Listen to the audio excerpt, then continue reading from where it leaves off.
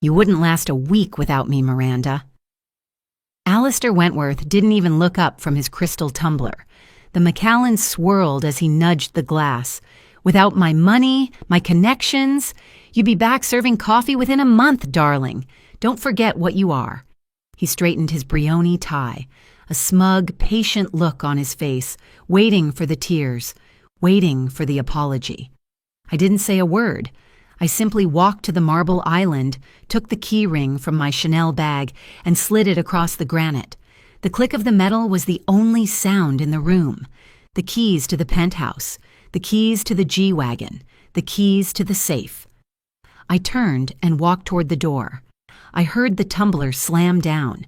"Miranda, don't be hysterical, Miranda!" I pulled the door shut behind me, leaving him alone in the penthouse he owned with the life he thought he controlled. If you're watching this video, tell me where you're from or what time it is for you. The Regency Carlisle lobby was quiet, all hushed tones and old money. The concierge didn't blink when I asked for a suite. "Of course, miss. Do you have a name for the reservation?" "Howell," I said. "Miranda Howell." It felt strange. My maiden name, a name I hadn't used in 5 years. It felt like putting on a piece of armor I'd forgotten I owned. I paid for 2 weeks in advance. The charge went through on a debit card Alistair didn't know existed. It was linked to an account I'd opened my first year of marriage, funded by what Alistair called my cute little hobby. He loved telling his friends I played with stocks. "It's adorable," he'd say. "Keeps her busy." He never knew I'd turned his initial allowance of $20,000 into a 6-figure escape fund. He just thought I was bad at shopping. The suite was smaller than our master bedroom, but the silence was enormous. I set down the one suitcase I'd packed months ago, the one I'd hidden in a storage unit, and plugged in my phone. It exploded. 17 missed calls from Alistair, 4 from his father, Reginald, 2 from our lawyer. I put the phone on the desk and let it vibrate, a furious, buzzing insect. I wouldn't be answering. Not tonight. Not ever again. I turned on the voicemail, listening on speaker. "Mila, this is absurd. Call me." His voice was tight, controlled. The voice he used on traders who lost him money. "Miranda, stop this nonsense. Whatever petty thing has upset you, we can discuss it when you get home." "Where are you? If you think this little stunt is going to... You have no idea what you're doing." The 5th message, the control cracked. "You can't just leave. You need my signature for everything. You are nothing without my signature. Call me." I deleted them all. I hadn't planned on leaving today. Today was our anniversary. I'd woken up at dawn, the bed empty as usual. Alistair was asleep in his study again, passed out in his leather chair. He hadn't mentioned our anniversary all week. I didn't expect him to. I'd gone into his study to find the insurance papers for our art collection. That's when I saw his digital voice recorder on the desk, the one he used for important thoughts. I must have brushed it as I reached for a file. It clattered to the floor and the screen lit up, playing the last recording. His voice filled the study, thick with cigar smoke and contempt. He was talking to his partner, Nolan. "I'm telling you, Nolan, she's perfect. She asked to see the investment statements yesterday. I told her they were too complicated. She actually believed me." Nolan's braying laugh. "I could get her to sign over her own kidneys," Alistair continued, "and she'd just ask me which pen to use. That's why this type is ideal. Beautiful enough for photos, dumb enough to control, grateful enough to stay quiet." My hands were shaking. I picked up the recorder. The date stamp was from last week, the day I'd surprised him with lunch at his office. I put the recorder back, exactly as it had fallen. My eyes scanned the desk, landing on a locked file drawer. I knew where he kept the key. Inside, under a stack of old trade reports, was a blue folder marked Prenuptial Amendments Wentworth A. Howell M. I opened it. The documents were dated last month, clause after clause about abandonment, marital forfeiture, just cause. If I left him, I would get nothing, absolutely nothing. and at the bottom of the last page, notarized and filed, was my signature. A perfect, expert, chilling forgery. He wasn't just dismissive. He wasn't just cruel. He was systematic. I was an asset he was already planning to liquidate.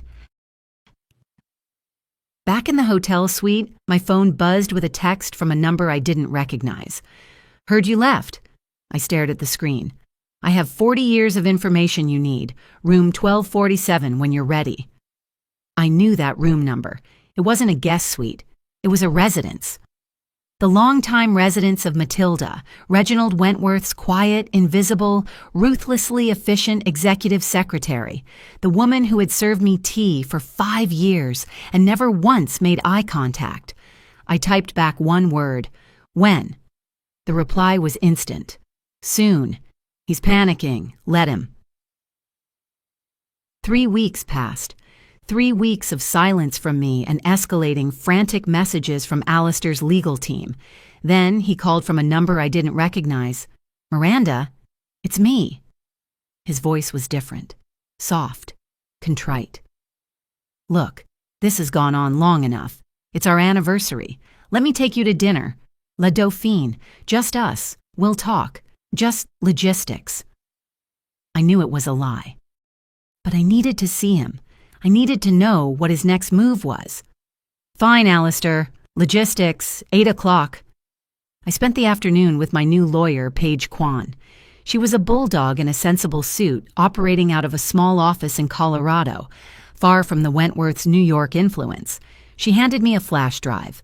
17 documents, trust formations, power of attorney revocations, transfer on-site orders. If you can get him to sign any of them, we're in business. But he won't. "He will," I said, dropping the drive into my clutch. "He still thinks I'm stupid." I was in the cab 5 blocks from the restaurant when his text came. "Slight change. Father insists we join him at the estate. Having something catered, 8 p.m. sharp. Not a request, a summons." The driver rerouted, heading north toward Winnetka. The long, winding drive was clogged with cars, Nolan's Bentley, a half-dozen other vehicles I recognized from the fund. This wasn't a catered dinner. This was an ambush. The door opened before I rang the bell. Reginald Wentworth stood there, not smiling. "Miranda, you're late." I walked into the sitting room. It was filled. Reginald, Alistair, Nolan, and their wives. 2 other partners. And, in the corner, Alistair's personal lawyer. They had all been waiting for me. Alistair didn't stand up. He just swirled his drink and gestured to an empty chair. "Get her a drink. She looks pale." Dinner was a performance. Reginald held court at one end. I was seated at the other, trapped between a fawning partner and Nolan's silent, unhappy wife, Delia. Alistair waited until the main course was served. "Funny story, actually," he announced to the table, "about how Miranda and I met. She was at the Milken conference, completely lost, wandered into a derivatives panel thinking it was about, I don't know, art?" The table chuckled. "She literally asked me if hedge funds had anything to do with landscaping. Thought we were discussing garden hedges." The laughter was louder this time. It was a complete fabrication. I'd been at that conference presenting my graduate thesis on market manipulation, but that wasn't his story. His story was that he'd rescued a beautiful idiot. Nolan raised his glass. "Thank God for lost puppies. They make the best pets." I felt Delia's hand find mine under the table, a brief, tight squeeze of, what? Pity? Solidarity? I didn't know. I squeezed back once, then stood up, placing my napkin on the table. "Excuse me. I'm feeling a bit unwell." I walked past the dining room toward the guest powder room, but I didn't stop there. I continued down the hall to Reginald's study. The door was ajar. His computer screen glowed. He'd been in a hurry. I slipped inside. The room smelled of old leather and power. I took in the desk layout, the wall safe hidden behind a terrible abstract painting, the filing cabinets, and on the corner of his monitor, a small yellow post-it. Reginald 36. His own birth year. These men, so convinced of their own genius, were lazy. I took a photo of the note and the room, then slipped back out. When I returned to the table, the conversation had shifted to business. Alistair was holding his wine glass aloft. But in all seriousness, he was saying, some investments just pay for themselves. You find something undervalued, polish it up, and it appreciates. He smiled directly at me, a cold, dead smile. Best investment I ever made. Minimal maintenance, great tax benefits, and she looks fantastic at social events. The men laughed. The wives smiled, their eyes brittle. Across the room, Matilda was clearing plates, her face a perfect mask. Her eyes met mine for a fraction of a second. It was all I needed. That look didn't just say, "I see you." It said, "I'm ready." The Jade Pagoda in Chinatown was dark. The windows steamed over. No one from the Wentworth world would be caught dead here. It was perfect. Matilda was already in a back booth, wearing a gray cardigan, looking like someone's grandmother. "Mrs. Wentworth," she said quietly, not getting up. "How well," I corrected her. "I'm using my maiden name now." A small smile touched her lips. "Good." She pushed a faded floral cookie tin across the table. "I believe you were looking for these." I opened it. It was full of shortbread cookies. "Underneath," she whispered. I dug under the cookies. My fingers hit a lipstick tube, a cheap drugstore brand. "Twist the bottom 3 times, then pull," Matilda instructed. I did. The lipstick case came apart, revealing a small silver flash drive. 16 gigabytes, she said, sipping her tea. "I call it my insurance policy." "You've been collecting since 1982, the year Reginald's first wife, Eliza, died." Matilda's eyes were hard. She knew something was wrong with the books. She asked me to listen, to watch. She was a kind woman. Matilda's fingers made air quotes. Then she had her accident. Single car, perfect weather, brake failure. After that, I kept everything. Every memo, every transcript I could get my hands on, every mistress paid off with company funds, every SEC filing that didn't match the internal ledgers.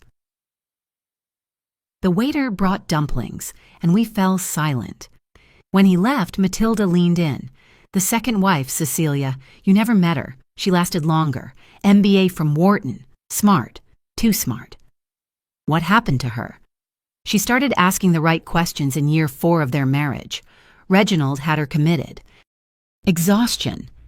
She signed away all her rights from a psychiatric facility in Connecticut to avoid indefinite treatment. She vanished after that. My blood went cold. "But this isn't just about Reginald," Matilda said, her voice dropping lower. "This is about Alistair. He learned from his father." "What do you mean?" "He's grooming Delia, Nolan's wife. Flowers, hotel reservations, shell company charge accounts. It's all there. He's planning to leave you, Miranda." "He already tried to forge my signature on a new prenup," I said. Matilda shook her head. "That's just for the money. The other plan is worse. He's building a case. Your erratic behavior, leaving the house, this separation. He's planning to have you declared mentally unstable. Just like Cecilia, he needs to discredit you completely before he moves on to Delia." I flew to Colorado the next day. Paige Kwan's office was on the 2nd floor of a bland suburban building, above a dentist. "He's planning to have me committed," I said, skipping the pleasantries. Paige didn't look surprised. Then we moved faster. She slid a stack of documents across her desk. Phoenix Ridge Holdings, LLC, incorporated in Delaware, registered in Colorado with a business address that's a P.O. box tied to another LLC. It's a ghost. Is it legal? Completely. But it's complex enough that by the time their forensic accountants figure out where the money went, you'll be long gone. We just need to fund it. Alistair left for a 5-day emergency trip to Shanghai. I knew from Matilda he was setting up new accounts, trying to hide money from me or eyes. I went back to the penthouse. I gave our housekeeper, Marta, $1,000 in cash and told her to take a paid week off. "Spring cleaning," I said. "I want to do it myself." She looked relieved to be out of the war zone. Alone in the vast, silent apartment, I went to Alistair's study. I was no longer a wife. I was a forensic specialist. The password to his computer was, ridiculously, our wedding date. I opened his files. It was all there. Folders within folders. Trades timestamped to the minute. It was a clear, undeniable pattern. Reginald would have a friendly lunch with the CEO of a pharmaceutical company. 3 hours later, Alistair would execute a massive short position on that company. A week later, the company would announce a failed clinical trial. Over and over. 5 years of blatant, systematic insider trading. I copied everything. The last place was his personal safe, hidden behind a framed photo of his first yacht. The combination was the date his father founded the company. Inside, past the stacks of cash and gold bars, was a single black folder, Exit Strategy, MW. My hands were steady. I opened it. It was a timeline. A detailed, multi-phase plan for my own destruction. Phase 1, document erratic behavior, my departure. Phase 2, create witness, flying my mother in. Phase 3, force psychiatric evaluation, Dr. Alistair Reed, the same doctor who had committed Cecilia Wentworth. Phase 4, file for divorce, citing mental instability. Phase 5, asset consolidation. My elimination was scheduled like a corporate merger. Behind the exit strategy folder, tucked deep in the safe, was a thin, leather-bound ledger. It felt different from the other files. Heavier, older. I opened it. My heart stopped. It was a handwritten list of account numbers. Banks in the Caymans, in Switzerland, in Panama, names of shell corporations, transfer amounts. It was the smoking gun, the master list, the key to everything. The Wentworth's entire offshore empire, right here in my hands. He'd hidden it, and I had found it. I photographed every single page, my hands trembling with triumph. This was it. I had him. I was at the elite gym the next morning trying to swim the adrenaline out of my system when Delia sat down on the lounge chair next to mine. She wasn't wearing workout clothes. She was in a sharp, dark blue suit. "He planted it," she said, not looking at me. I froze, water dripping onto the tiles. "What are you talking about?" "The ledger, in the safe, the one with the Cayman accounts." How do you know about that?" Delia finally turned, pushing her sunglasses onto her head. Her eyes were cold and sharp. "You think you're the only one he underestimated? You think Alistair is the only snake in that pit?" "I don't understand." "I was never Alistair's victim, Miranda. I was using him. He thought he was seducing me. I was getting intel on my husband, on Nolan, and on Reginald." "The ledger. It's a trap," she said, standing up. "A decoy. The accounts are real, but they're bait. The minute you try to access them or even have a lawyer look at them, it triggers alarms. It'll tag you with attempted fraud. It'll prove his instability case." She smoothed her suit. "They know something is wrong. Nolan and Reginald are moving the real assets as we speak. You're running out of time." Alistair came home from Shanghai a different man. He was all smiles and apologies. "Mila, darling, I've been a fool." He brought flowers. Peonies. My favorites. He hadn't bought me flowers in 3 years. "I've been thinking," he said over dinner, pouring me a glass of wine I didn't touch.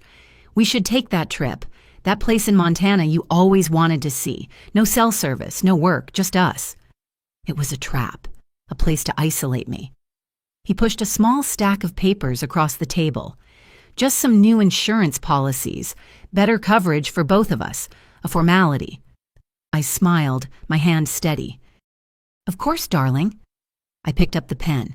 Under the table, my phone's camera, running a silent scanner app, captured every single page. "I'll sign them in the morning," I said, gathering the papers. "I want to read them properly." His smile tightened. "Just for a second." "Of course." The next day, my mother arrived from Oregon. Alistair had flown her in, first class.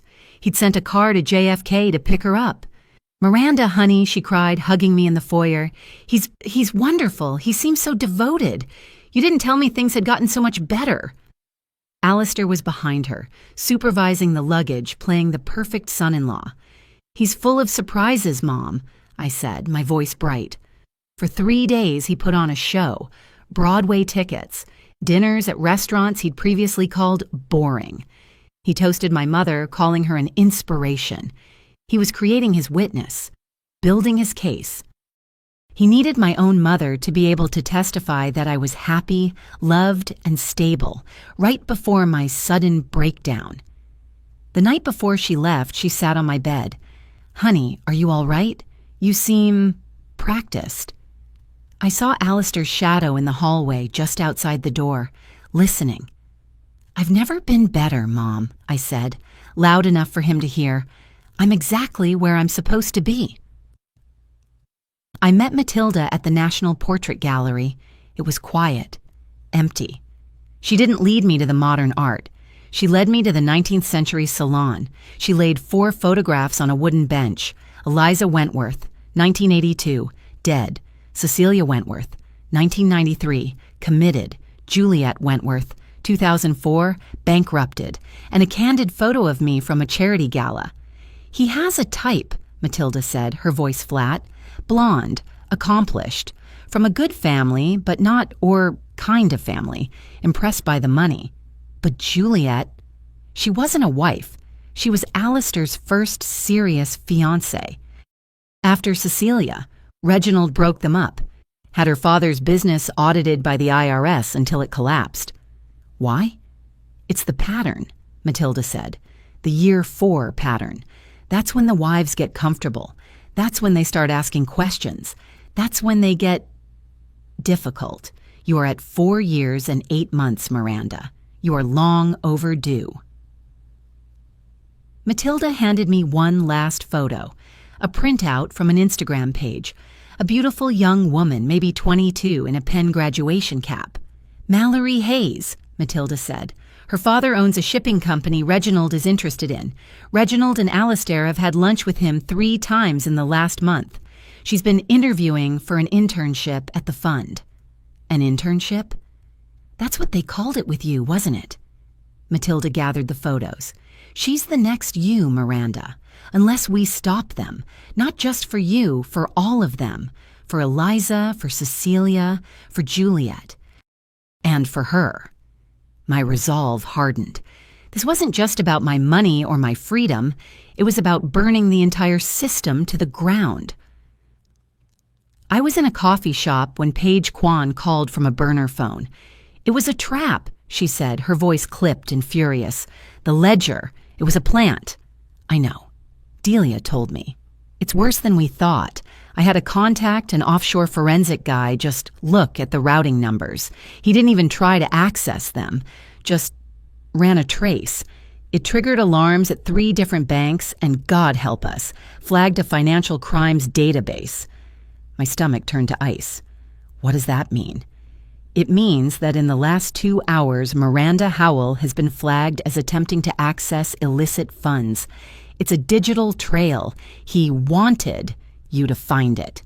He wanted you to act. He's building his case for your instability, and you just handed him the cornerstone." I hung up the phone, my hands shaking, but not with fear, with rage. He thought he was smart. He thought he'd played me. I walked out of the coffee shop and into the nearest bank. My plan had just changed. No more complex maneuvers. No more trying to outspy them in the shadows. He wanted a war. He was going to get one. The new plan was simple, brutal, and fast. I would drain every single joint account I had legal access to, and I would report the one thing I had concrete, undeniable proof of, the insider trading. He'd built a trap for me. I was about to set his whole house on fire. "I'd like to make a withdrawal," I told the teller, "a cashier's check for $80,000. The teller, who knew me as Mrs. Wentworth, smiled. "Redecorating again, Mrs. Wentworth?" Something like that, I said. I spent the next 3 days visiting 10 different branches of our bank. I pulled six-figure sums. The paper trail was pristine, invoices from interior design firms, consulting fees, all payable to Phoenix Ridge Holdings. Page had created an entire fictional renovation of the penthouse. By the time anyone looked, the money would be gone, and the paper trail would be a mile long. The anonymous tips Matilda had been sending out were finally landing. Alistair came home late, smelling of whiskey. Lost the Maddox account, he slurred, throwing his jacket on the floor. 40 million, gone. They said they had compliance concerns. Can you believe that? Compliance. He was drinking more. Every night he'd be in his study shouting into his phone. He was paranoid, seeing enemies everywhere. Everywhere except the wife who was quietly bringing him another glass of scotch. He was so busy plugging the leaks, he didn't even read the papers I brought him. Just some trust documents, darling. Page said we needed to update them. Fine, fine. He scribbled his name, his signature sloppy with rage and alcohol, signing away his power of attorney. Page called again. This time, her voice was urgent. You need to move. Now, today. What's wrong? The FBI. They're already investigating the Wentworths. A different whistleblower, a Daniel Chang, filed a complaint 18 months ago. They've been building a case, but they lacked inside corroboration. They have it now, I said. Yes, they contacted me. They know I represent you. They want to talk. But Miranda, the second they go public with their investigation, all Wentworth assets will be frozen. Everything. The joint accounts, your personal accounts, everything. You have to move the rest of the money today. I had one last stop to make, the Riverbend Country Club monthly luncheon. I walked in and the conversation stopped. I was a pariah. The wife who had left her husband, Harriet Bancroft, a woman who'd made a sport of humiliating me, sauntered over. Miranda, darling, you're looking thin. Still playing with your little stock market apps? It's so cute when wives have hobbies. The table tittered. I smiled, stirring my iced tea. Actually, Harriet, my portfolio is up 340% this year. How's yours? The silence was absolute. I'm sorry, what? She stammered. 340%, I repeated, my voice clear and carrying.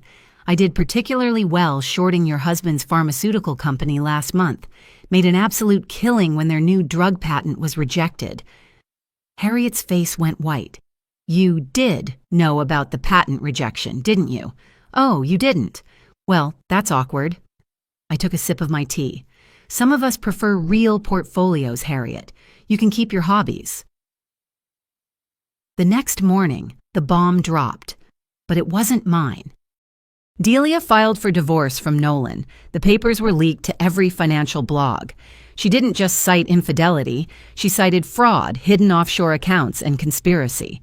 Nolan, enraged and humiliated, immediately filed to dissolve his partnership with Alistair, publicly blaming him for leaking the information to Delia as part of a hostile takeover. The Wentworth empire was cracking. My burner phone rang. It was Delia. Meet me, 1 hour, Bryant Park by the fountain. She was waiting, wearing sunglasses and a scarf, looking like a spy. She didn't say hello. She just handed me a manila envelope. What's this? This is what Alistair really thinks of Nolan, she said. Emails, memos, his detailed plan to steal all of Nolan's clients after he pushed him out. You were planning this all along. He was sleeping with Alistair, she said, her voice devoid of emotion. He was stealing from me. They both deserved it.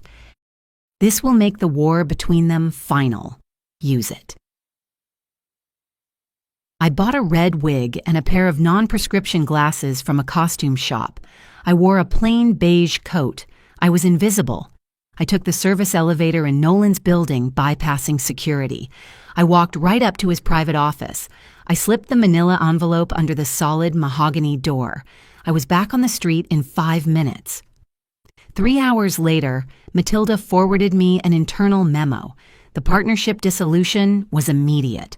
Nolan was suing Alistair for breach of fiduciary duty. The war was on. I checked into the Walden Hotel under my own name, Howell. I sat at the desk, took out a new burner phone, and dialed the number for the SEC whistleblower hotline.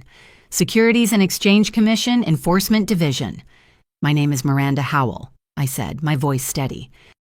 And I need to report systematic, multi-decade insider trading at Wentworth Capital Management. I laid it all out. The trade logs, the lunch schedules, the shell companies, the 5 years of undeniable time-stamped proof. "Why are you coming forward now, Ms. Howell?" the agent Jessica Ling asked. "Because I have the receipts," I said, "and because they're already grooming the next victim." I spent the afternoon at 3 different banks. I put a copy of my evidence and all of Matilda's 40 years of files onto 3 separate hard drives.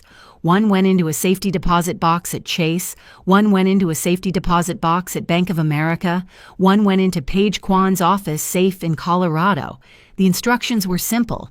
If I disappeared, if I had an accident, if I was committed, she was to release all 3 drives to the FBI, the SEC, and the New York Times.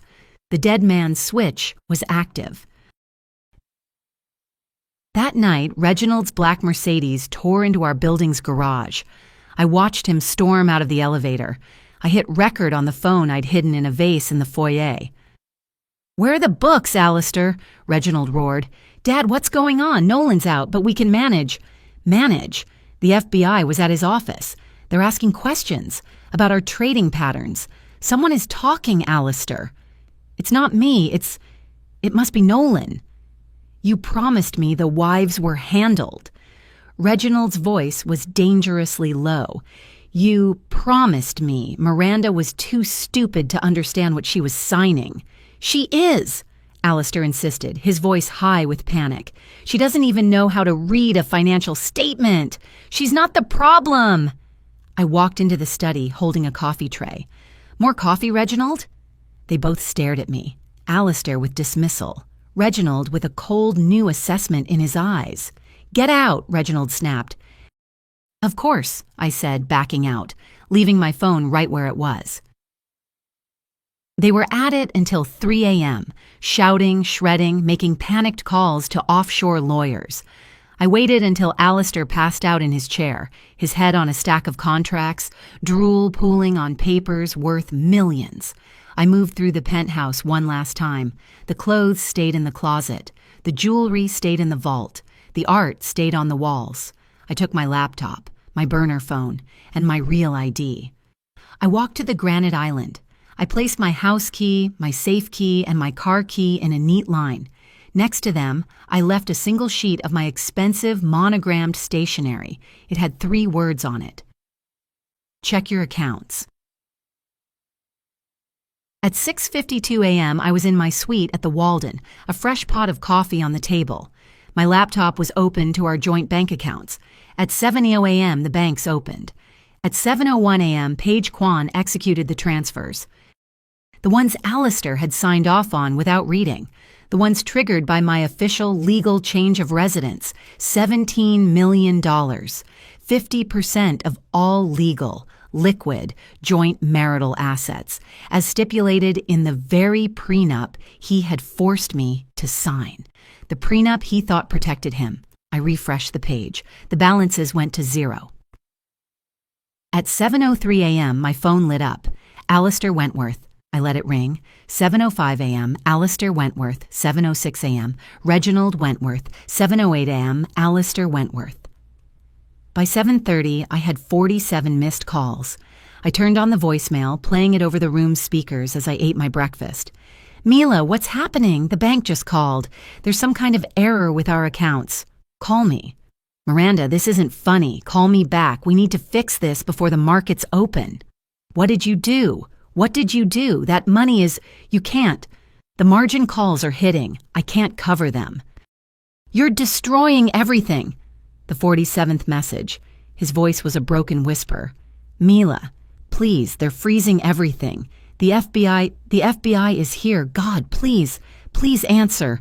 I blocked his number. That evening, I turned on CBN. The footage was spectacular. Reginald Wentworth, his silver hair wild, his Savile Row suit rumpled, being led from his Winnetka mansion in handcuffs. Federal authorities arrested hedge fund mogul Reginald Wentworth this morning, the reporter said, following a year-long investigation into insider trading, tax evasion, and wire fraud. Sources indicate multiple whistleblowers provided crucial evidence, including detailed internal documents spanning 4 decades. My phone buzzed, a text from Matilda. It was just a champagne bottle emoji. 3 weeks later, I was at the Regency Carlisle bar, the one in the hotel where I'd first fled. I was drinking champagne I'd bought with my own money. He found me. You! Alistair looked like a ghost, unshaven, hollow-eyed, his Tom Ford suit hanging off him. He smelled like a distillery. "You destroyed everything," he hissed, standing too close. I turned on my bar stool. "No, Alistair, I revealed everything. There's a difference." "We had a life." "You had a life. I had a contract, with a forged addendum." I sipped my champagne. "You said I wouldn't survive a week. It's been 21 days. And you're the one who looks like you're drowning." He lunged, grabbing for my wrist. I pulled it back. "You stupid—" "Sir." The bartender, a woman Matilda's age, stepped forward. "I'm going to have to ask you to leave." "Do you know who I am?" Alistair roared. "Someone who's disturbing our guests," she said calmly. Security had him by the arms in seconds, dragging him out as he screamed about his lawyers. The bartender polished a glass and set a fresh flute in front of me. "On the house." The trial was a circus. I testified. Delia testified. But it was Matilda who brought the house down. For 3 days, she sat on the stand, a quiet grandmother in a gray cardigan, and systematically dismantled 40 years of the Wentworth empire. She had receipts for everything. Eliza's failed breaks, Cecilia's committal papers signed by Reginald, Juliet's father's illegal audit. "Why?" the prosecutor asked. "Why did you keep all this for 40 years?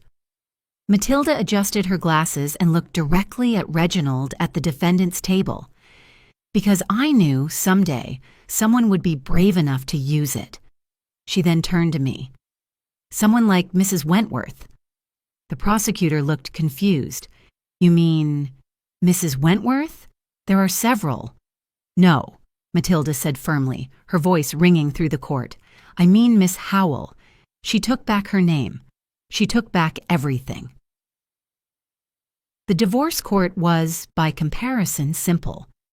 Alistair's lawyer, looking exhausted, tried one last play. "Your Honor, Mrs. Wentworth was complicit. She lived in luxury. She enjoyed the proceeds." Paige Kwan stood up.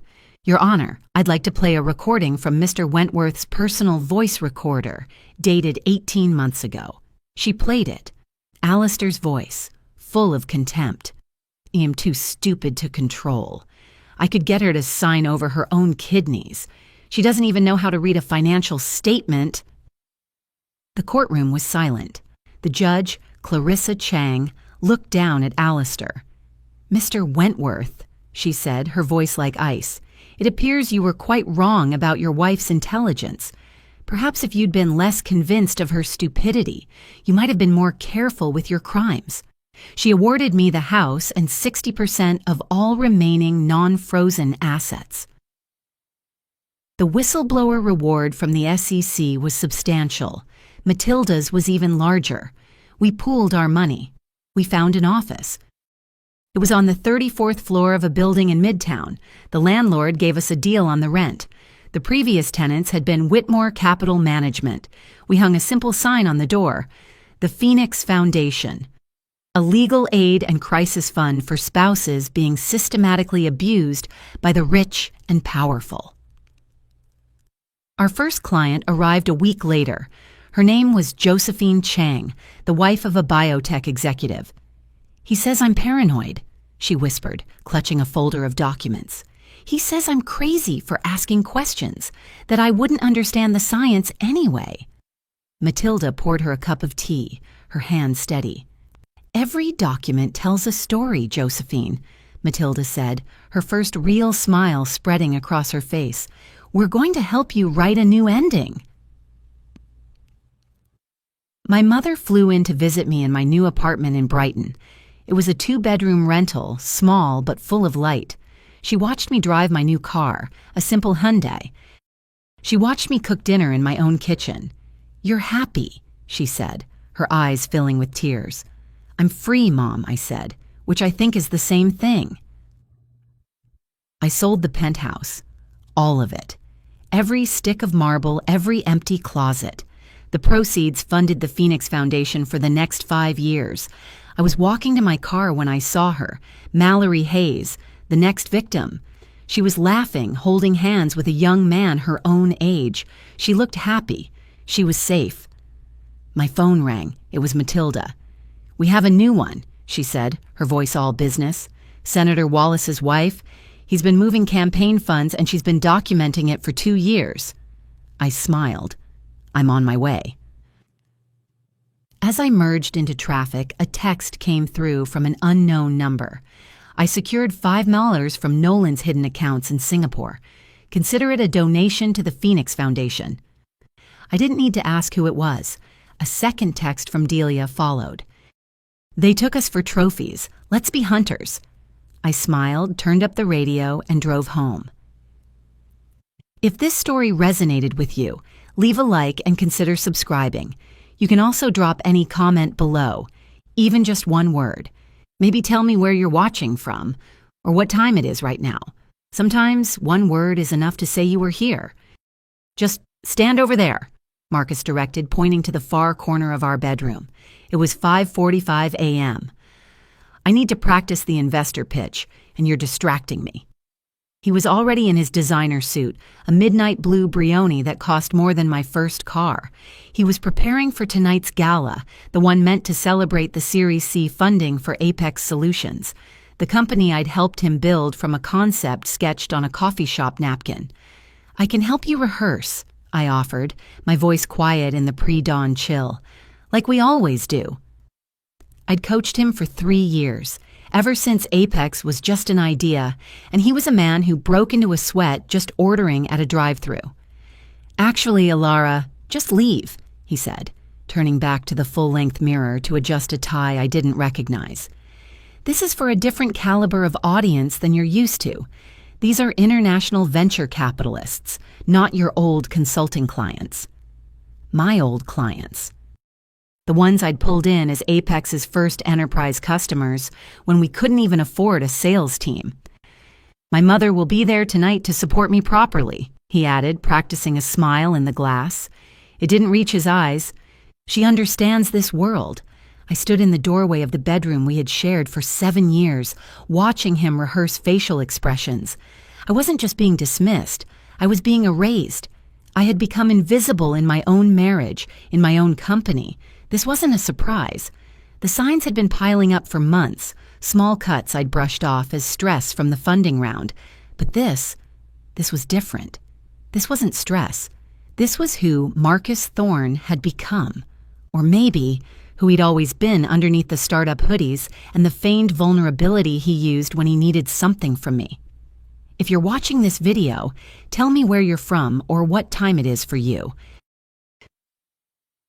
3 years ago, Marcus couldn't even look someone in the eye while explaining his own idea. I remembered finding him in our tiny apartment kitchen at 3 a.m., surrounded by crumpled legal pads, trying to memorize a 2-minute pitch for our first seed investor. His hands were shaking so badly he couldn't hold the paper. I'd spent that entire night coaching him. I rewrote his talking points, fed him lines, and recorded him on my phone until his voice stopped cracking. By morning, he delivered the pitch flawlessly and secured our first $500,000. Now he dismissed my old consulting clients as if they were nothing. Those same clients, my clients from my 5 years at a top-tier firm, became Apex's first contracts. I'd leveraged every connection, called in every favor, and turned happy hour conversations into product demos. Those 3 contracts, worth $2 million in recurring revenue, were the only reason Apex survived its first year. But that contribution, it seemed, had been scrubbed from the official narrative. "Are you still here?" Marcus asked, not bothering to turn from the mirror. He was practicing that confident, throaty laugh now, the one that sounded nothing like his real laugh. The real one was a reedy snort that only came out when he was genuinely happy. I hadn't heard it in 6 months. I walked back to the kitchen, my bare feet silent on the cold marble floors. We'd chosen them together when we signed the lease on this penthouse. Marcus had insisted we needed a place that would project success for hosting investor meetings. I'd agreed, even though the rent consumed half our budget. I realized now I hadn't been building a home, I'd been furnishing his stage. My phone buzzed on the countertop. It was a text from Maya Chen, my former colleague and now Apex's head of operations. I'd personally recruited her when Marcus needed someone he could trust with the company's internal systems. The message contained no words, just a screenshot that made my stomach clench into a cold, hard knot. It was an internal budget document for tonight's gala, the kind of detailed spreadsheet I used to prepare for Marcus when he was still learning how to read a P&L statement. There, under a section labeled Strategic Considerations, was a line item. Attendance optimization, gala. Spousal attendance limited to board members and C-suite executives meeting specific criteria. Below that, a note, E. Vance Thorne, does not align with current corporate positioning. Refer to family advisory input. E. Vance. They'd even used my maiden name, the name I still used professionally, as if to distance me further from the Thorne identity I technically shared. Family advisory input. That meant Eleonora and Arthur Thorne, Marcus's parents. For the first year of Apex, they'd called it Marcus's expensive little computer hobby and openly suggested he return to law school. They'd only changed their tune when the Series B funding hit, and their son was suddenly worth $20 million on paper. Now, they were advising him on which spouse met the criteria for a corporate event.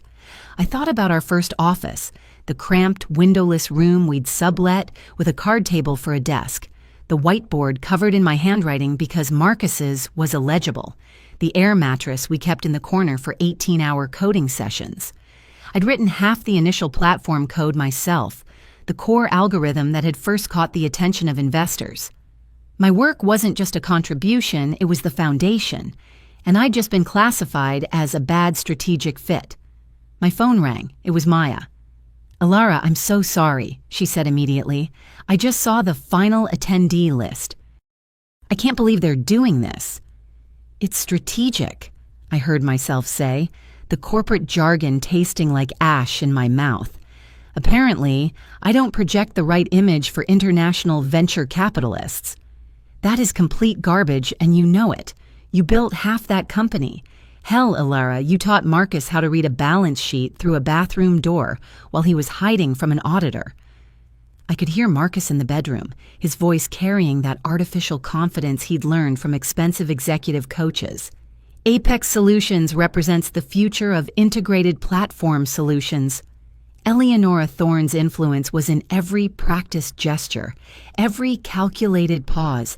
She'd been grooming him for months, transforming her nervous programmer's son into someone who could navigate her world of country clubs and charity galas, someone whose wife needed to be vetted. "Maya," I said quietly, "does everyone know I'm not invited?" The pause told me everything. The executive team knows.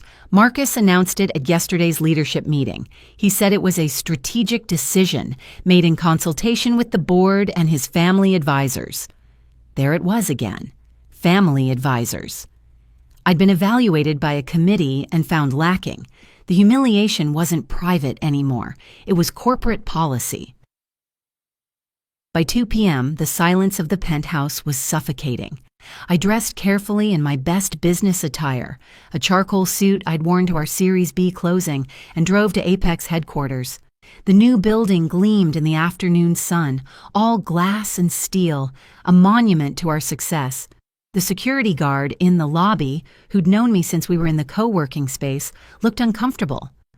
"Afternoon, Miss Vance," he said, not quite meeting my eyes. He knew, too. The elevator ride to the 20th floor felt endless. As the doors opened, I saw Marcus's new assistant frantically typing. She went pale when she saw me. "Elara, Mr. Thorne is in a meeting." "I know," I said, walking past her toward his corner office. As I approached the glass walls, the door to his office opened. 3 men in expensive suits filed out, nodding along to something Marcus was saying. One of them was Julian Cole, the chairman of our board. He'd always been a cold fish, but he'd respected my work. He'd once called me the secret weapon of Apex. He saw me standing there. His eyes, normally neutral, flickered with something new. Dismissal. He gave me a curt, cold nod, the kind one gives to a server, and walked past me without a word. He knew. He approved. The investors disappeared into the elevator. Marcus stood in his doorway, his expression unreadable. "We need to talk," I said. He stepped aside, letting me enter before closing the door. The office smelled of new leather and his cologne, a sharp, unfamiliar scent. "You came here to make a scene?" he asked, adjusting the Hermes tie his mother had given him. "I came here for an explanation, a real one, not corporate doublespeak."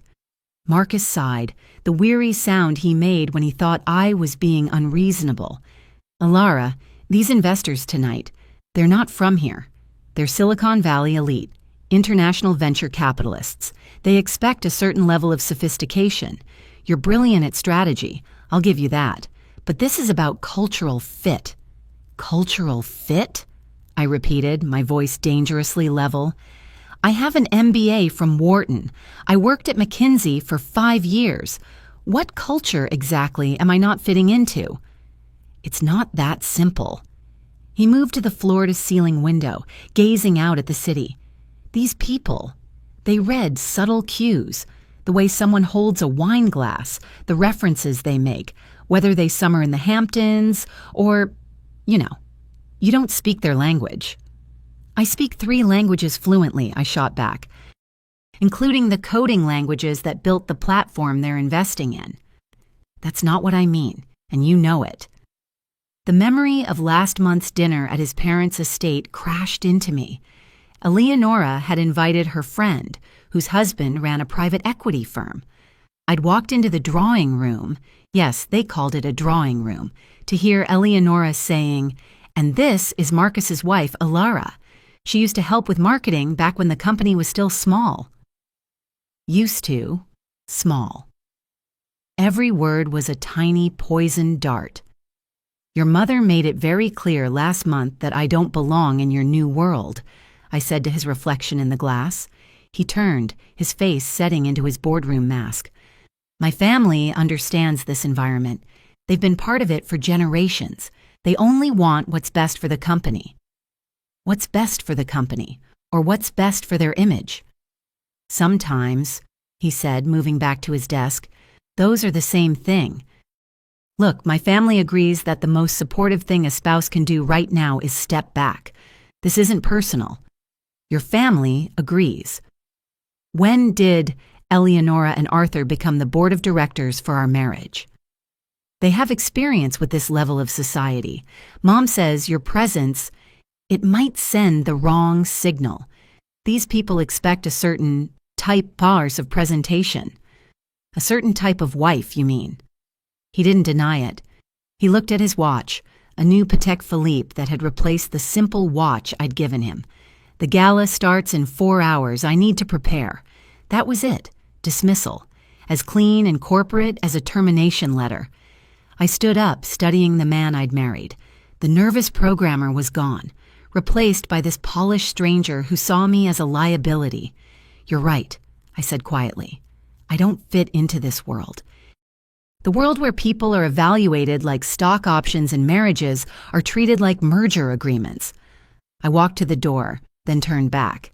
"Your parents must be so proud. You've finally become exactly what they always wanted."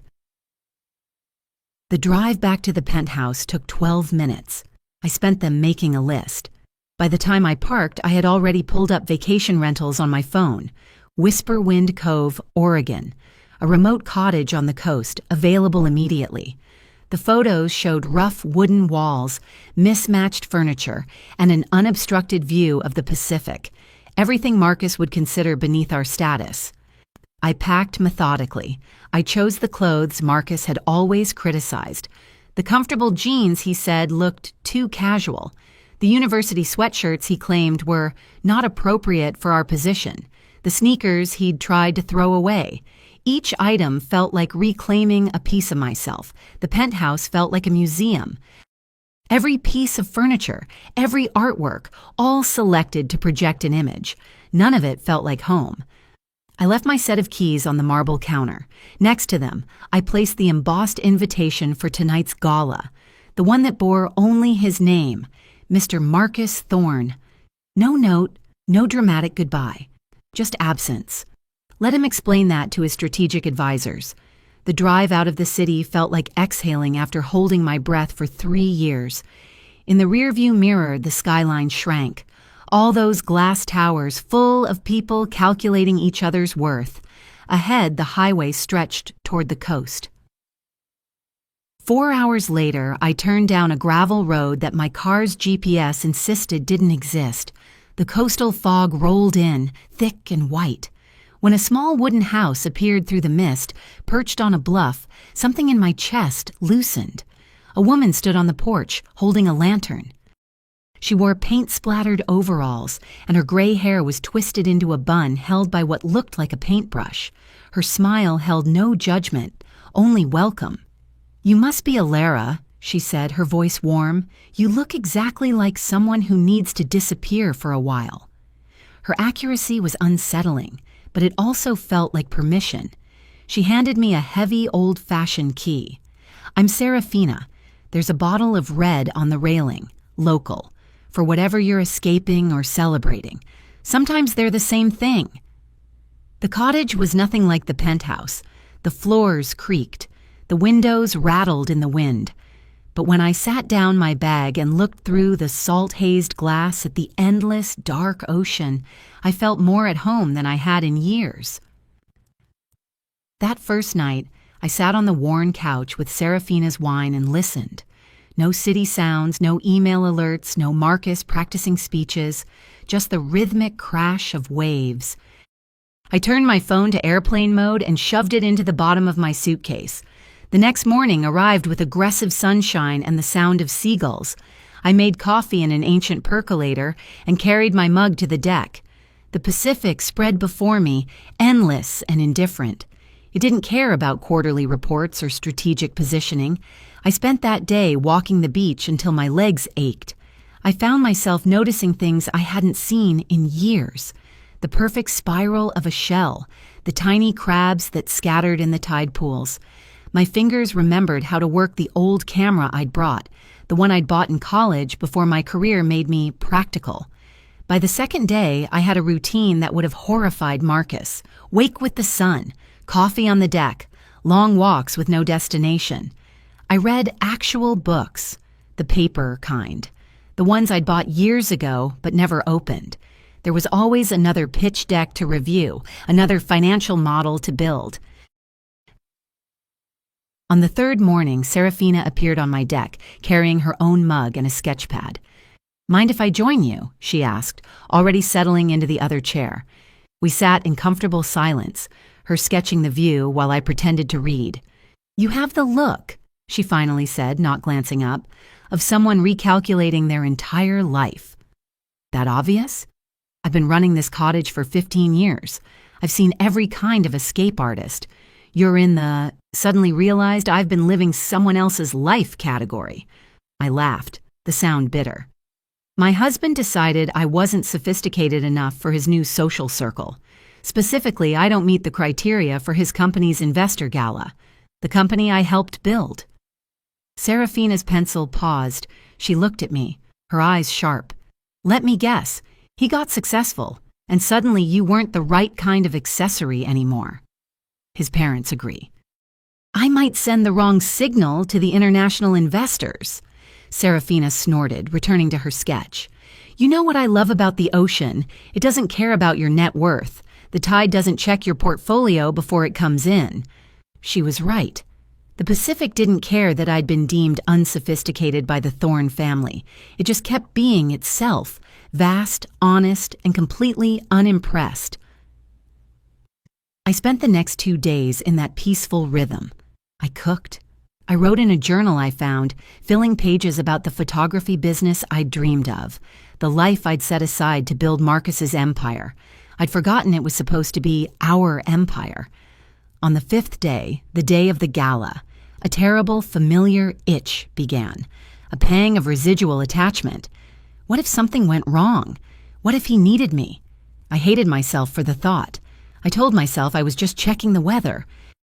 I pulled the phone from my suitcase and, for the first time, switched off airplane mode.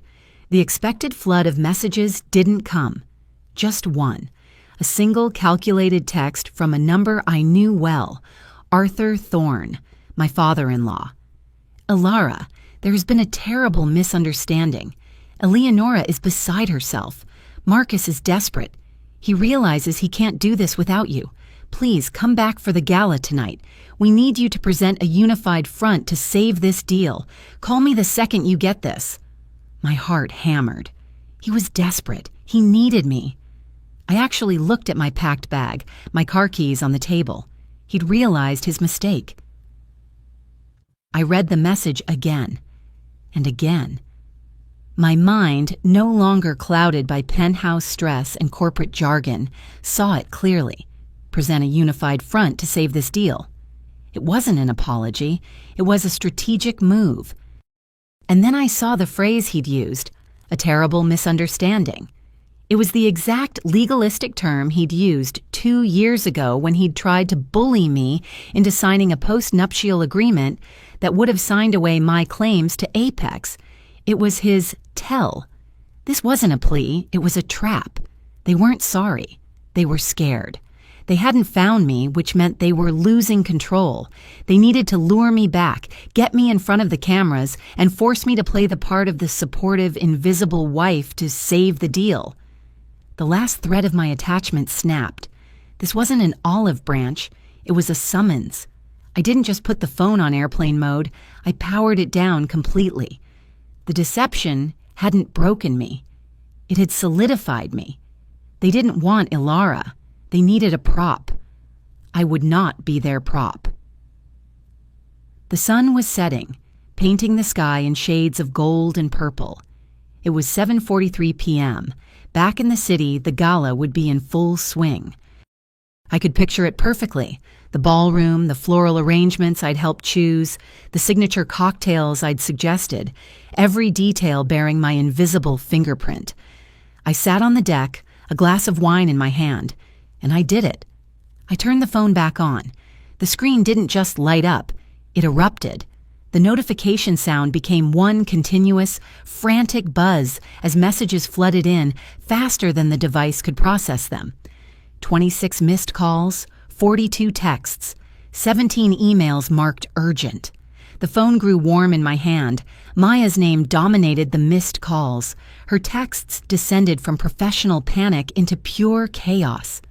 Elara, call me. Something's happened with the NCV investors. Marcus needs you to call. Now. Call me. Everything is imploding. Where are you? This is insane. The investors are walking out. Marcus is having a meltdown. Then, a text from a number I'd never seen in my call history. Eleonora Thorne. In 7 years, she had never contacted me directly. Urgent family emergency. You must call immediately. I called Maya first. She answered before the first ring finished. Thank God, she gasped. The background sounded like a riot. Raised voices, chairs scraping, someone shouting about damage control. Elara, where have you been? It's all falling apart. Maya, slow down. What happened? The Germans happened. Katarina Lindstrom. The due diligence documents. Oh God, Elara. I tried to warn Marcus, but he wouldn't listen. What about the documents? My stomach tightened. You know that junior analyst Marcus hired last month? The one from his dad's alma mater? He was assigned to compile the final diligence package for Nordic Capital Ventures. Marcus told him to be thorough, to include everything that showed operational excellence. And he included everything, Ilara. Everything. All the internal comms about tonight, the budget documents, the email chains, including the strategic considerations memo that listed you as excluded, including Marcus's email to the board. I could hear her rustling papers. He wrote, "My wife's presence might send the wrong signal about our corporate sophistication. After consultation with my family advisors, we've determined her attendance would not align with our positioning for international investment." The wine glass slipped from my hand. It shattered on the deck, red liquid spreading like blood in the twilight. "The Germans saw it," Maya rushed on, her voice cracking. "Katarina Lindstrom herself, the managing partner, the one controlling $2 billion in assets. She was reviewing the file on her tablet during the cocktail hour. Marcus was in the middle of his presentation. He was on the slide about Apex's values and corporate culture. And she just stood up. She stood up in the middle of his speech, in front of everyone, 200 people, all the major investors, the board, the press. She held up her tablet with the document displayed and said, "Ilara, I'm not exaggerating." She said, "Mr. Thorne, could you please explain why your wife, who according to your own company history helped build this platform, has been excluded from tonight's event for failing to meet sophistication criteria?" I sank into the deck chair, my legs giving out. The room went dead silent. Maya whispered, "Marcus." He froze. He tried to laugh it off, said it was taken out of context, that it was a mutual decision. And then Katarina looked at him. God, everyone heard it. And she said, "We do not invest in companies whose leadership treats people as strategic liabilities. If this is how you value the person who helped build your company, how will you treat your other stakeholders when it becomes convenient?" Maya took a shaky breath. She said that, into the microphone. It echoed through the whole ballroom. Then she closed her portfolio, stood up, and walked out. Her entire team followed her. 6 other international firms left with them. The Americans are still here, but they're all on their phones. The press is here, Ilara. Tech bloggers, financial reporters. Someone already posted about it. It's trending. I looked at my phone. Notification badges were exploding on news apps I'd forgotten I had. Brian must be... He's destroyed, Maya said flatly. He tried to continue the presentation, but his voice was shaking. Eleonora tried to do damage control, going table to table, but people were already pulling up the documents on their phones. Someone leaked the whole package to TechCrunch. The headline is, "Apex co-founder excluded from gala for lacking corporate sophistication." Through the phone, I heard a door slam and Marcus's voice, high and strained, shouting about containment strategies. Then Eleonora's, shrill and demanding, "Fix this!" Immediately. "I have to go," Maya said.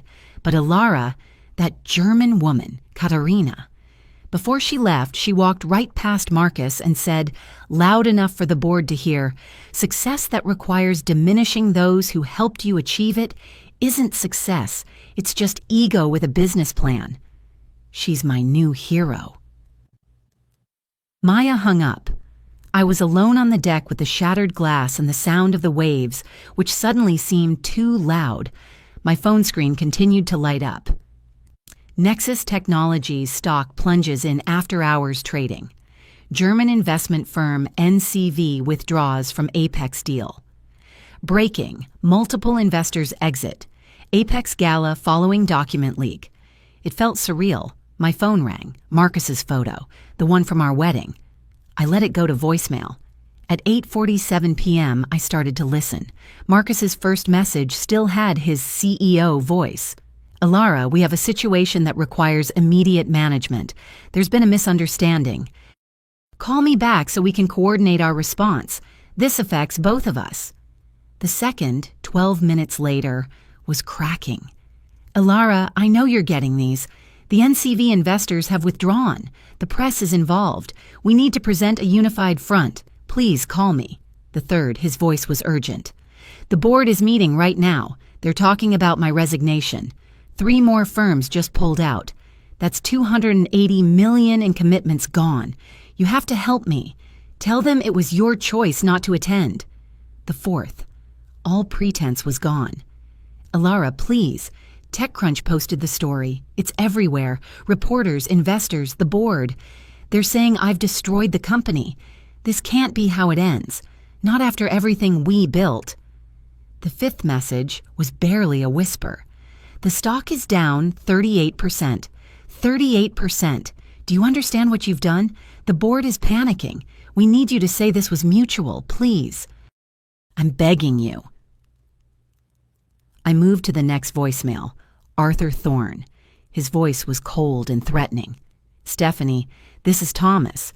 I don't know what game you're playing, but you're destroying our family's reputation. Brian's career is in ruins. If you don't immediately release a statement supporting Brian, I will pursue every legal option available. This vindictive destruction ends now. Vindictive destruction. As if I'd done anything but leave when I was told I wasn't wanted. The next message was Eleonora. She was trying for warmth, but it came out as pure condescension. Alara, dear, surely we can handle this like adults. Yes, there were misunderstandings, but that's no reason to let Marcus's career burn. Surely you can put aside your feelings for the sake of the family reputation. We've always welcomed you, despite the differences in our backgrounds. Don't let pride destroy everything. Even now, begging for my help, she couldn't resist that final dig. My phone rang again. A number I recognized but hadn't expected. Julian Cole, the board chairman, the man who had given me that cold, dismissive look in the lobby just hours ago. I let it go to voicemail. My curiosity piqued. His message, unlike the others, was not emotional. It was a cold, professional calculation. Ms. Vance, Julian Cole, I am calling to offer my sincere apologies for the situation at tonight's event. It has become clear that the board was misled by the Thorne family's unfortunate nepotistic influence. I want to assure you that we are taking immediate steps to rectify this. As we speak, I am ensuring Ms. Lindstrom at NCV receives the full, unredacted board minutes from the last 6 months to clarify the timeline of this fiasco.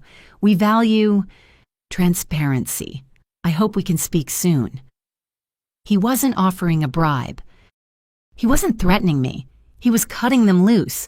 He was pivoting, sacrificing Marcus and his family to save the company's remaining value, and he was using me, or rather, the truth of what happened to me, as his justification. He was aligning himself with the winner, and for the first time, that was me. My phone buzzed with a text from someone at Forbes. Ms. Vance, would you like to comment on tonight's events at Apex? Another from the Wall Street Journal. Can you confirm you were formally excluded from the gala? Bloomberg, Reuters. The inquiries poured in. My phone battery dropped from 60% to 40% just from processing the messages. Through it all, I sat on the deck, watching the ocean, which continued its ancient rhythm, completely unbothered. Another voicemail from Marcus. 30 seconds old. His voice was hollow, defeated. Alara, the other investors are leaving, all of them. The gala is ending 2 hours early. Mom and Dad left without saying goodbye. I'm standing in an empty ballroom that cost us $40,000 to rent. Please, just tell me what you want. What will it take for you to help me? What did I want? I wanted the last 3 years back. I wanted the husband who'd cried with joy when our first customer signed. But that man was gone. I didn't want apologies. I didn't want revenge. I wanted silence. My thumb hovered over the power button. I could engage. I could call Julian Cole. I could call the Wall Street Journal. I could join their chaos, help them manage the consequences of their decisions. Instead, I pressed the power button and held it until the screen went dark. Then I did something I hadn't done since college. I found a small screwdriver in a kitchen drawer, removed the phone's back panel, and took out the battery. The device became just a rectangle of glass and metal, harmless, silent. The physical separation felt final. I poured another glass of wine, my hands steady. The broken glass still littered the deck, catching the last light. I'd clean it up tomorrow. Around midnight, I heard footsteps on the gravel. Serafina appeared carrying a thermos. She took one look at my face, the dismembered phone on the table, and the shattered glass. She settled into the other chair. "Bad news or good news?" she asked, pouring something hot and fragrant into a mug for me. "Herbal tea." "I'm not sure yet," I said. "My husband's company just collapsed at a gala I wasn't invited to. Investors walked out. His career is probably over, and I'm sitting here feeling not happy, but not sad either." "Relief," Serafina said simply. "You're feeling relief." Tears started, but they were cool, cleansing. I should feel terrible. I should want to help him, but I just keep thinking about how quiet it is here. Serafina sipped her own tea. "I left a law firm 15 years ago. Won them their biggest case. The next day, the managing partner told me I wasn't partnership material, lacked the polish their clients expected, too intense." "After you won," I said. "After I won," she confirmed. "So I walked out, drove across the country, and bought this place. They called for months. The case I'd won started having complications. They offered me senior partner, my name on the door. I never answered. Eventually, they stopped calling. Last I heard, the client left the firm." She leaned forward. "You know what I learned? Silence is the most powerful response to people who fundamentally misunderstood your value. They expect anger. They expect negotiation. But silence forces them to sit with their own decisions." My dead phone sat on the table. All of them, Marcus, Arthur, Eleonora, even Julian, were expecting me to respond, to engage, to help them manage what they had created. "The German investor who walked out," I said. She released a statement. "Success that requires diminishing people isn't success. It's just ego with a business plan." "Smart woman," Serafina said, raising her mug, "to natural consequences and the freedom of not interfering." The week at Whisperwind Cove stretched into 11 days. On the 11th morning, I woke with a new feeling, clarity. The silence had done its work. It was time to see what remained.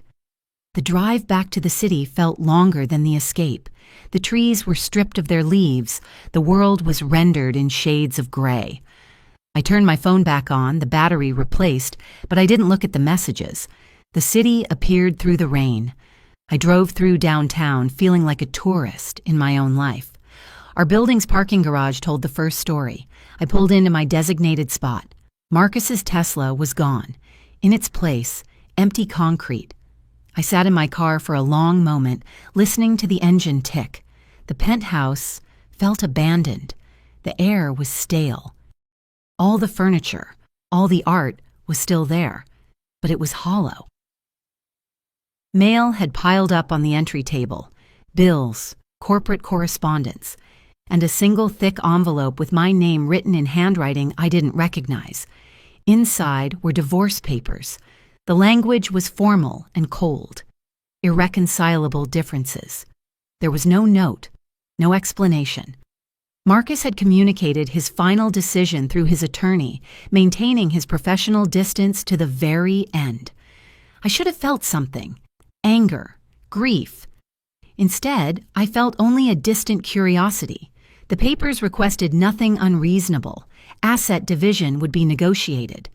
I left them on the counter and looked out at the city lights. The next morning, I met with Isabel Reed, the attorney Serafina had recommended. Her office was modest, comfortable, and far from the downtown towers. "I've reviewed the filing," Isabel said, handing me a coffee. "Straightforward. But you should know what's been happening at Apex since the gala." She pulled out a folder thick with printed articles. The top page was a graph of Apex's stock. The line fell off a cliff. A 40% decline in valuation, she said, tracing the line. 3 board members have resigned, including your father-in-law. They lost not just the NCV deal, but 2 other international firms. Total capital withdrawal of approximately $400 million. I stared at the number. $400 million, Sir Marcus's position. Still CEO, technically, but the board, led by Julian Cole, has stripped him of key authorities. He's a figurehead while they search for a replacement. His parents withdrew their financial backing 2 days after the gala. According to my sources, Eleonora told people they needed to protect their other investments from the scandal. The irony was bitter.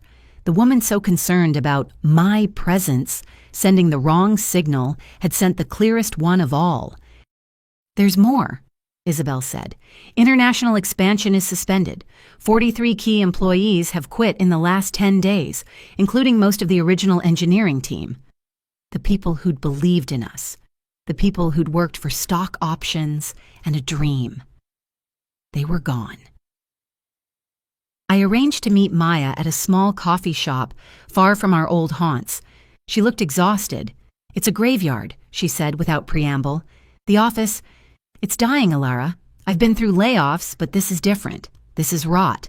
Investors are actively, publicly demanding Marcus's resignation. Julian Cole is in daily meetings figuring out how to remove him without triggering his golden parachute. And Marcus? He's in his office making desperate calls to people who won't answer. He's confused, Alara, genuinely confused. He actually said in a meeting yesterday that this was all a misunderstanding that got blown out of proportion. He doesn't get it. He thinks this is a PR problem. He doesn't understand that people saw exactly who he is. As Maya spoke, my phone buzzed with an email. The sender's name made me pause. Katharina Lindstrom, the German investor. The subject line read, "A conversation worth having." I opened it. Maya watched, curious. The message was brief, direct. Ms. Vance, I hope this finds you well. I wanted to reach out personally. I have been following your career and your foundational contributions to Apex Solutions. I believe you have been systematically erased from a narrative you helped create. I would like to discuss funding a strategic consulting firm under your leadership.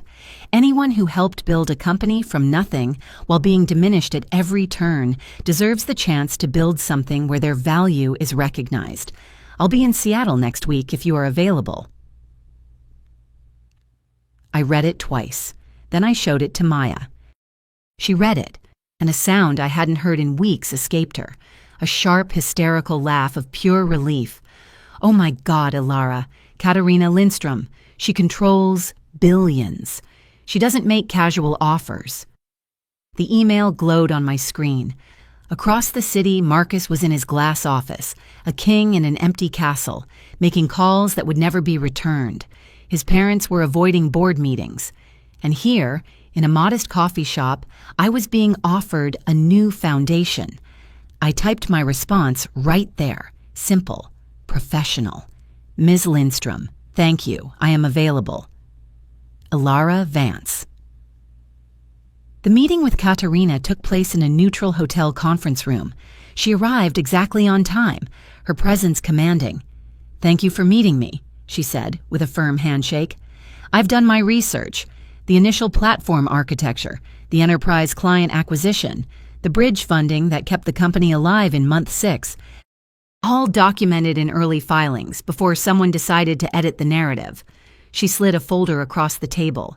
Inside were copies of documents I'd forgotten existed, early investor presentations with my name as co-founder, email chains showing my technical contributions.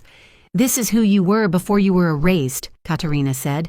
I want to fund the person who built that, not in service of someone else's vision, but building your own. 6 months later, I stood in my new office. Vance Strategic Consulting. I dropped the Thorne name. The divorce was final. The office was modest, 3 rooms in a converted warehouse with large windows overlooking the water. My name was on the door in simple lettering. On the wall hung several of Serafina's vibrant abstract paintings. On my desk, in a simple frame, sat the photograph I'd taken that night at Whisperwind Cove. The sunset, gold and purple, captured just minutes before the digital eruption. A reminder. My firm was thriving. Katerina's seed funding had been the start. My first client was a female-founded biotech firm. The second was a fintech startup. The third was the fintech startup where Maya Chen now worked. She'd left Apex the month after our coffee, and she was my first and best referral. I was helping them scale without sacrificing the values that had made them successful. I was building things that mattered. News of Marcus reached me occasionally. Last month, Maya had forwarded me a society page announcement. "Wow," was her only comment. Marcus Thorne was engaged to Clarissa Davenport, daughter of a prominent Seattle family whose wealth predated the tech boom. Eleonora had been quoted, "We are thrilled. Clarissa is from a wonderful family who truly understands our world." The subtext was deafening. I studied the photo. Marcus in his suit, Clarissa beside him in something tasteful and expensive. Both smiling, careful, practiced smiles. He'd gotten exactly what he wanted. The right kind of wife, his mother's approval. But he was still CEO of a gutted company. The valuation had stabilized at 40% of its peak. The international expansion was gone. The innovative culture was dead. According to Maya, he still went to the office every day. He still wore his Hermes ties. He led a company that had lost its momentum and its soul. The engineers who remained did so for a paycheck, not a vision. The Thorne family's social position had evaporated. Eleonora and Arthur had quietly withdrawn from several charity boards. Their names, once prominent, had disappeared. Thomas had been overheard at a restaurant complaining that they never should have encouraged Marcus's ambitions beyond his capabilities. When he was a success, they'd claimed credit. When he failed, they blamed him for reaching too high. I turned from my computer and looked out at the water. My phone sat on the desk, silent except for legitimate business calls and messages from friends. No panic, no crisis, just the steady rhythm of building something real. Serafina had visited last month. She'd stood at my window looking at the water. "You did it," she'd said. "You built something that's actually yours." The photo on my desk caught the light. I'd learned something important on that coast. The most elegant revenge wasn't planned. It wasn't about destruction or watching someone else's consequences unfold. It was simpler. It was building a life so firmly grounded in your own values that other people's judgments become irrelevant. It was finding peace in the distance between who they decided you were and who you actually became. Marcus had his title, his appropriate fiancé, and his diminished empire. He'd gained the appearance of success while losing everything that made it meaningful. And I sat in my modest office, helping founders who valued substance over sophistication. The ocean didn't care about elite circles or strategic positioning. It just kept its ancient rhythm. I'd learned to carry that indifference inside me, not as coldness, but as freedom. The freedom to build without performing, and to find peace in simply being enough. If this story resonated with you, leave a like and consider subscribing. You can also drop any comment below, even just one word. Maybe tell me where you're watching from, or what time it is right now. Sometimes one word is enough to say you were here.